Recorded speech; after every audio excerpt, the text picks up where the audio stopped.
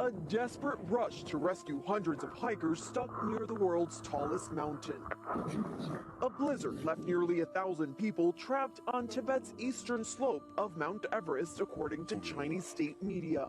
Freezing temperatures and heavy snow putting local villagers and rescue teams on a race against the clock. While some have already been rescued, many still reportedly stuck at an altitude of 16,000 feet. The monsoon causing snowfall Friday evening and Saturday, also bringing heavy rain to neighboring Nepal. The army called in for rescues. Landslides and flash floods have killed at least 44 people, according to authorities.